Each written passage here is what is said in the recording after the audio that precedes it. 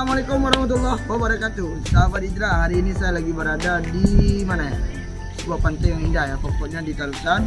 Tepatnya di pantai Sarung Sakinbik. Sarung Sakinbik ini pantainya bersih, indah, jauh dari sampah, dan pokoknya sahabat-sahabat Hijrah bisa berada di sini dan nanti bisa liburan bersama family di lokasi yang indah ini. Pokoknya tiba di Sarung Sakinbik, pantai di Tarusan, tepatnya di Sungai Nyalo.